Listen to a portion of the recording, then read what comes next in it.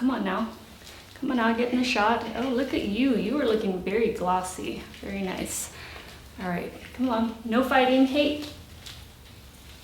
All right, welcome to today's Minimalist Monday. So for today's Minimalist Monday, I wanted to share some low maintenance, easy care houseplants with you. And as I was going through the house, picking out which ones to share with you in this video, I realized that there's a lot of plants in here, and a lot of them are really low maintenance.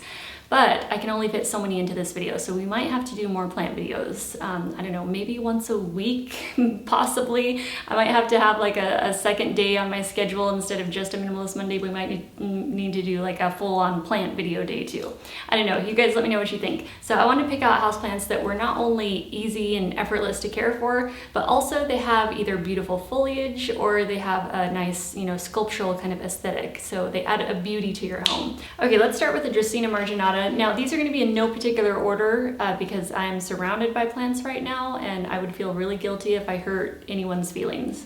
So these are in no order at all, but they are all beautiful in their own way. Okay, are we all happy? Okay, so first up we have the Dracaena Marginata, and this one is just doing so well. It is just so glossy, and what is it? Get some lint on there. I should dust the leaves again. You do have to dust the leaves of your plants every so often just to make sure that they're able to photosynthesize, nice and evenly, and also it makes it so that you can see the shiny, beautiful leaves better without a layer of dust caked onto them. These originate from Madagascar. And I kid you not, there is something so special about Madagascar. I don't know what it is about that island, but they have beautiful plant specimens and crystals and gemstones coming out of there. So I don't know what it is, but Madagascar, there's something really cool about the type of specimens and what comes out of there, like naturally, geographically, there's something really neat about that area of the world. So we've got the Dracaena Marginata. It takes very good care of itself if you just give it fast draining soil and you let it dry out a little bit in between waterings. Normally just like the top couple of inches, maybe 2 or 3 inches, I'll let that dry out. And then, you water it. But normally, I'll give you a quick tip. With most of the houseplants, I tend to underwater, and I do that on purpose. I do it for a reason because I just pay attention to the look of the plant, and that tells me when I need to water it.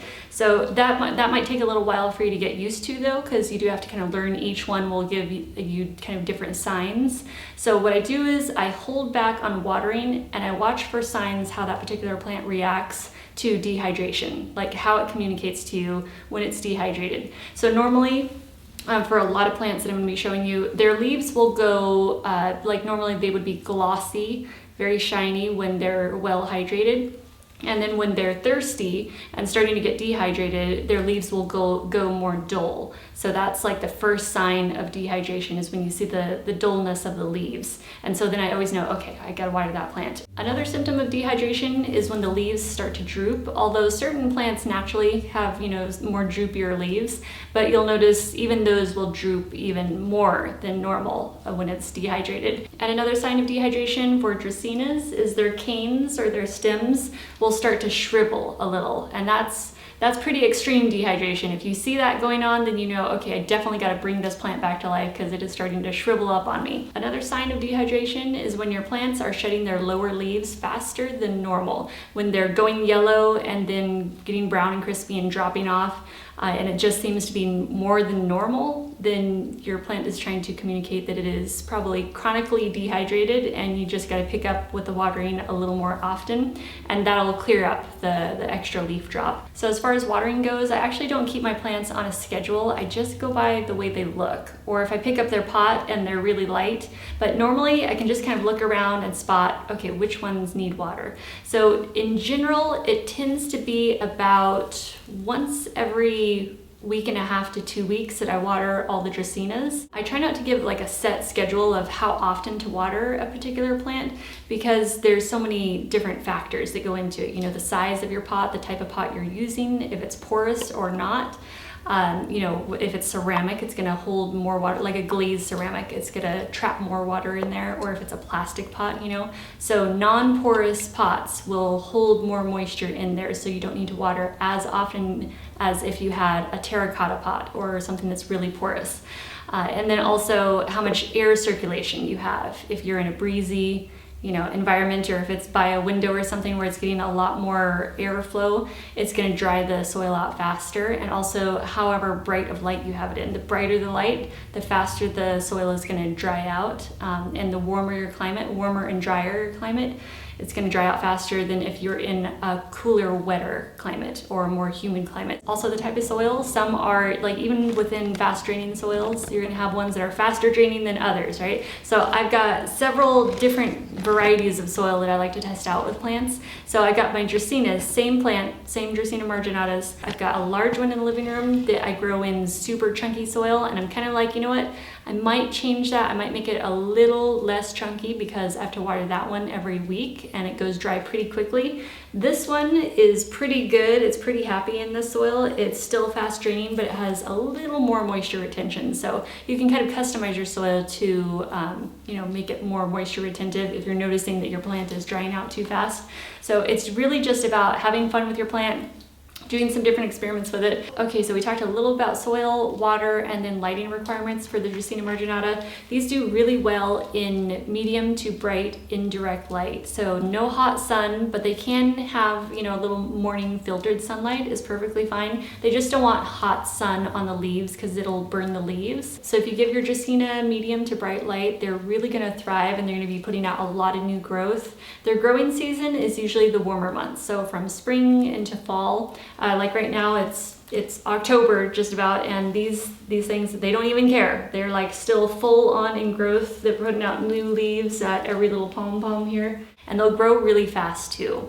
If you have them too far away from the light and they're in too low of light, then their growth is gonna almost completely shut down. It's really gonna slow down their growth. I do fertilize about once a month with a really dilute fertilizer. So I will use like Eleanor's VF11. You can use fish emulsion or worm castings too, are both really good, gentle. You just want to be gentle with the plants. It's better to under-fertilize than accidentally over-fertilize and end up burning the plant. And so the Eleanor's VF11 is a liquid fertilizer, so I actually mix that into the water just a tiny bit. I just splash a little into my watering can before I water.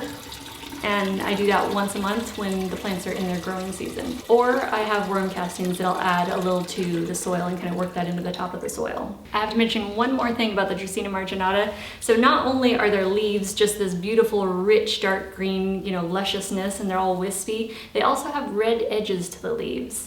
And then their canes are contrasting, so they're very light colored canes, and it just gives that beautiful tropical aesthetic to your home. Okay, next up is the Hartley Philodendron, and this is putting out new aerial roots. I don't know where it thought it was growing to, but what the heck? It's got, oh my gosh, it's got all kinds of new growth on there.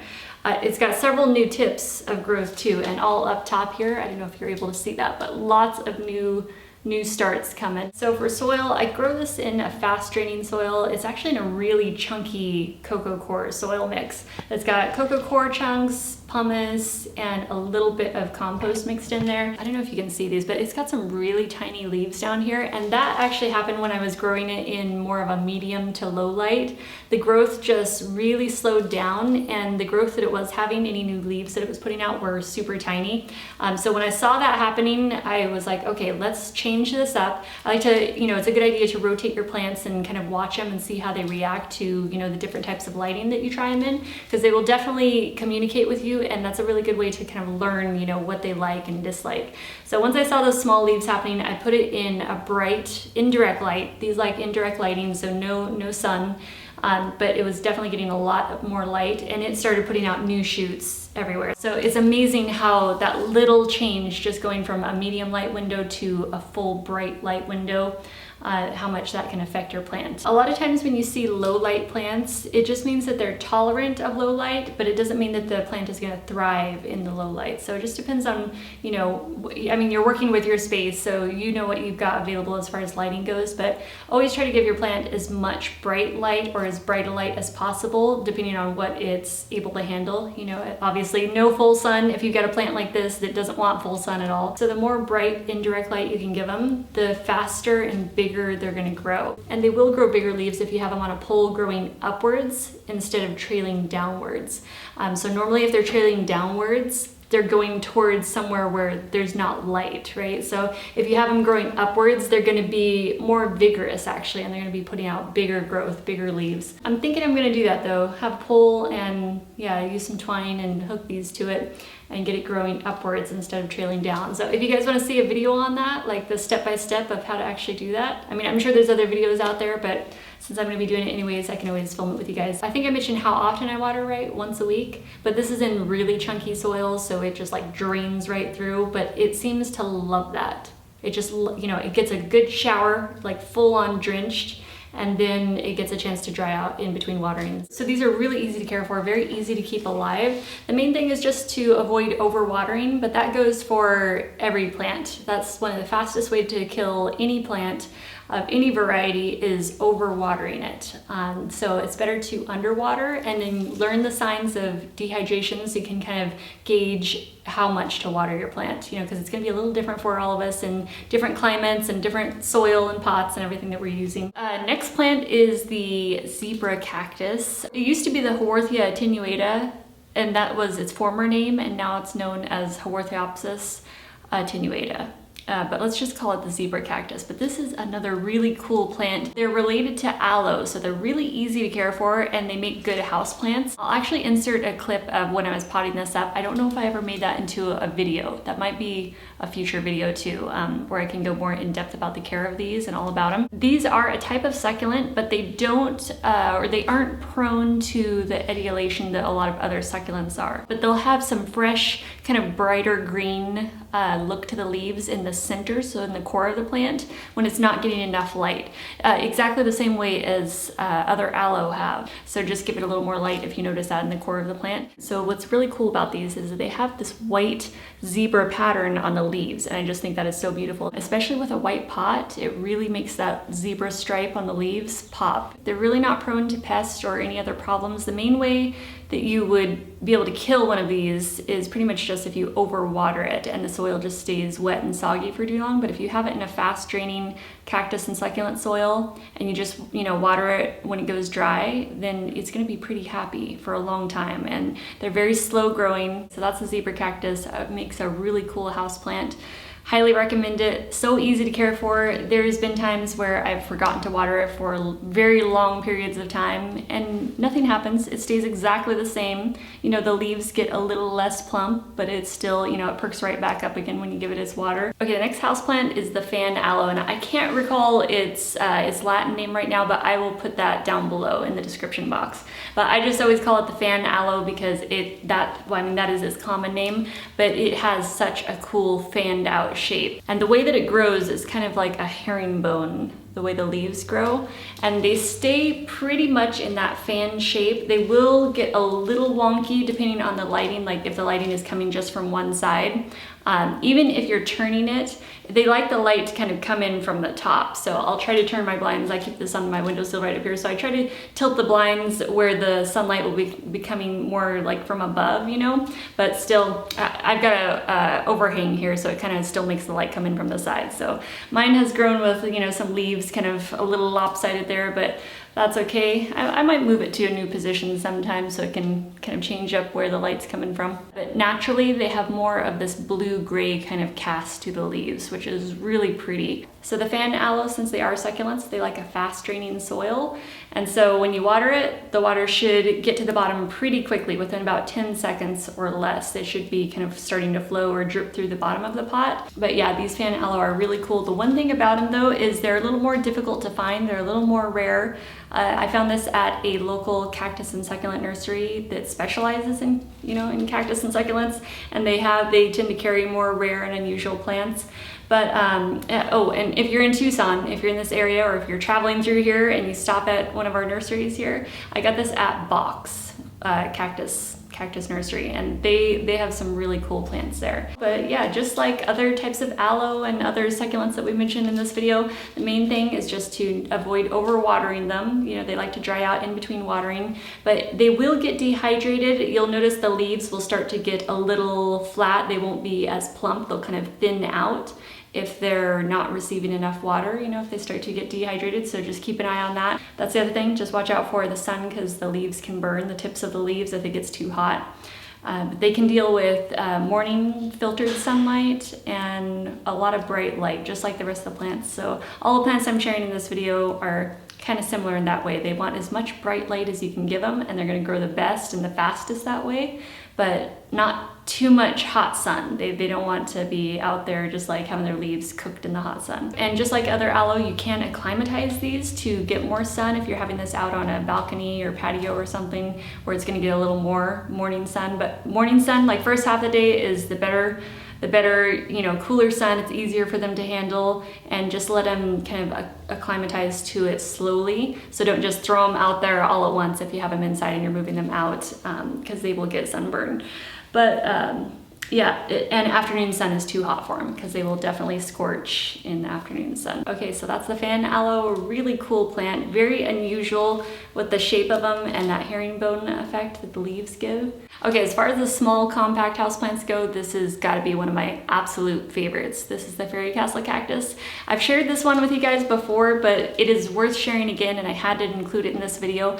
These are so easy to care for because I mean, just like the other plants I've shared with you, you just don't want to overwater it. That's it. Otherwise, you just let it do its thing, you know, give it a little water once a week during its growing season. And you can tell when it's in its growing season, you know, you can tell it's got new growth. It's going to be a slightly lighter shade of green as it's growing. So keep watering it, you know, regularly, you know, once a week, or however quickly the soil dries out a little. I let it dry out a little in between waterings. Pretty much that's all you got to know with these, and just don't overwater it, because that's pretty much the number one way to kill these plants is if it's in really soggy soil. They just don't like wet feet. So the Fairy Castle Cactus, that's another really cool one to grow inside the house because they give you that look of a cactus, but they do really well inside the house. Like they actually thrive in the lower light, although they don't like low light. They want bright indirect light. You just don't want them on a windowsill cooking in the sun, you know, like the hot midday or afternoon sun. But a little bit of morning filtered sunlight is great for them. Bright indirect sunlight, they love it. They're going to grow awesome. Super low maintenance, very easy to care for.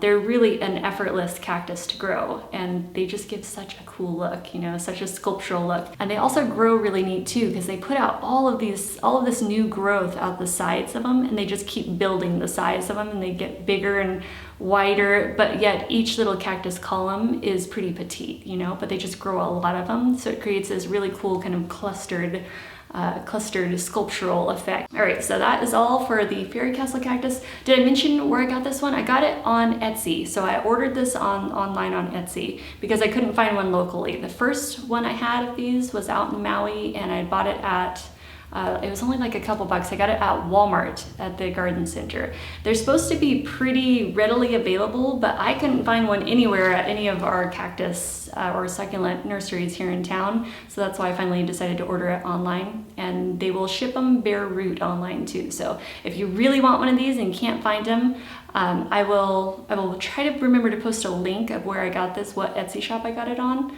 Otherwise, check your local garden centers first. If you can't find one, then you can definitely order these bare root online. All right, so that is the Fairy Castle Cactus. On to our next plant. Okay, the next plant I have to share with you is the Schefflera. These are really cool houseplants. They can grow quite large too. You know, they can grow into full-size trees. There's all different varieties though. There's dwarf varieties of Schefflera. There's variegated varieties, and this one is not a dwarf. This one is a larger one. So this plant I got at an estate sale, and I'm not sure if this is an alpine Schefflera or if it's another kind, but there's so many different varieties of Schefflera, so I've still got to like track down exactly which one this is. But in general, Scheffleras make a really good houseplant. This one actually has a woody cane to it. I don't know if you can see that coming up here, but it's got this twist to it. So instead of growing up straight, it's got this crazy, you know, like lean to it. They'll actually form aerial roots off of their main cane, and those will grow down almost like little banyan trees, which I don't know if you guys have seen those, but they will grow where basically the branches of the tree will start growing more roots, and those make it down into the ground, and it just creates this cool effect, you know, with all these roots, aerial roots kind of growing. off of the main branches. Again, bright light, as much bright light as you can give them, the more the better. And they look beautiful with their foliage. They add that tropical look to your home. If I turn it back this way, you can see the leaves a little better, but they've got these really pretty kind of fan-shaped leaves all the way around. They can get a little top heavy, so you want to just make sure you have a pot that is, you know, pretty stable. Like the one that it's in right now, it's so small, and this is getting pretty top heavy, so I'm gonna have to repot this so it doesn't end up falling over, especially because of the way it's shaped. It leans all the way over to one side. But that was just how the owners had it. You know, it was kind of, they will lean to the window, they'll grow towards the light. And as far as watering and care goes, just like the other plants we've talked about, the main thing is just not to overwater it. Let the soil dry out a little bit in between waterings. But it doesn't actually need as fast draining soil. Like the tropicals that we're going over don't need as fast draining soil as the succulents that I've shared. So they can have soil that's a little more, you know, a little more moisture retentive. I still have to figure out which species this is, but if any of you guys recognize that leaf shape and you know what Schefflera that is, let me know. But otherwise I will be researching it online and in my books. But yeah, there's so many varieties, and some of the leaves can look very similar. This one is definitely a favorite here. This is the Monster Deliciosa. It has some new leaves coming in. It just had some new leaves kind of uncurl themselves. That's the freshest one there, and then we've got a couple new ones there that are still curled up. It's also one of my favorites because it has absolutely stunning foliage. It gets that split leaf design, and the more bright light you can give these, the more the leaves are gonna split and open up. I believe that they do that because the leaves can get so huge that they're like little skylights, like little windows to let sunlight filter through and get onto the lower leaves, so the whole plant can thrive and so the lower leaves don't end up dying off. But I think that these are just amazingly gorgeous foliage plants for inside the house, and they love growing inside the house. They love being in the shade. They're an under the canopy plant, you know, in the jungles. They're a tropical, so they're just stunning plants, and I just can't say enough good things about them. They're so easy to care for too, because they have very succulent stems, and so they can dry out a little bit in between waterings. They're very patient in case you're not, you know, in case you forget to water them. But you will notice their leaves. The leaves will definitely go more matte. You know, they're gonna lose their shine if they're starting to get dehydrated. But when they're, you know, well hydrated, their leaves are gonna be very shiny.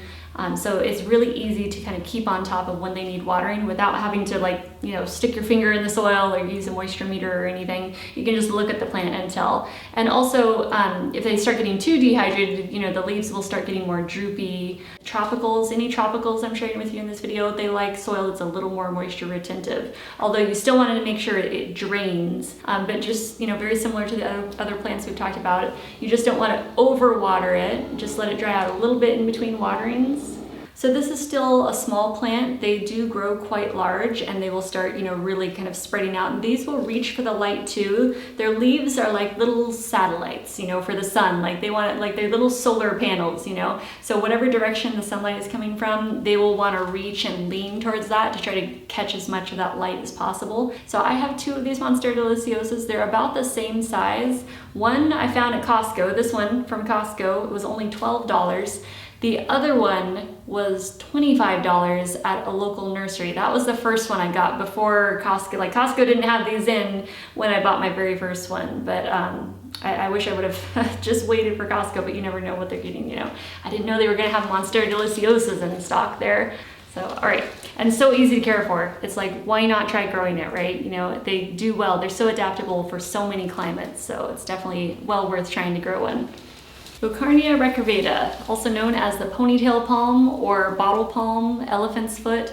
These originate from Mexico, and they are really cool houseplants. I've got several of these growing all around the house, inside and out, and they're so adaptable and easy to grow. They are a succulent, so even though they're called ponytail palm, they're not actually related to palms at all. They are a succulent, and they have a really cool woody base to them. That's the part that holds all the water, and then they have this lush kind of fluffy foliage, which is really, I mean, it's just so cute. I love the shape and how it gets so like curly and everything, but they're really neat, very unique plants. So they like bright light. So as long as you can give them a lot of bright light and have them, if they're growing inside, they like to be right near a window. So even though they have the, you know, the foliage to them, you would care for them just like other succulents. So you want them to dry out in between watering. You want them to have fast draining soil. So ponytail palms are pretty easy to find. You can find them in most garden centers, but shop the price because they can get a little pricey, especially if you get to like the larger size ones where they have the bigger bulbs. They can get, you know, upwards of like $50. You guys know I'm all about the budget friendly price, and I'm always sharing like the money saving tips with you guys, so I gotta share them here with you too. So I hold out for the estate sales because these are so widely available and a lot of households have them. You can normally pick them up at estate sales for a pretty good price. Like this one I got 2 years ago when we first moved here for $10 at an estate sale. These little ones, I've got 3 of these little ones that I got at IKEA. IKEA normally has these in stock for $10. Watch out for the lush foliage though. When they're younger, it's not really a problem, but when they get older and the leaves get more, you know, more stiffer, they can give you, like the edges of the leaves, they can give you like a little paper cut kind of cut. So just watch out for that if you're having to like move them around or something. Just watch out for the leaves and getting cut on those. But you know, when they're young, they're pretty young and tender, so they're not really going to cut you. But yeah, watering is very similar to all the other plants we've talked about. Let them dry out a little bit in between waterings, especially these because they do hold so much water in their trunk. They can go for long periods of time without water. And just like a lot of other succulents, ponytail palms do really well in smaller pots. So you don't want to over pot them at all. They like to be a little more constricted. They like their roots to be kind of hugged by their pot. And you can grow them until they have roots coming out the bottom. Actually, this does have roots coming out the bottom, but I want to keep it in here a little bit longer, and I'll probably end up repotting it next spring, like early next spring. So that's the ponytail palm, Beaucarnea recurvata. Really cool houseplant, very adaptable, low maintenance, and gives a really cool look. It's like the camel of the plant world.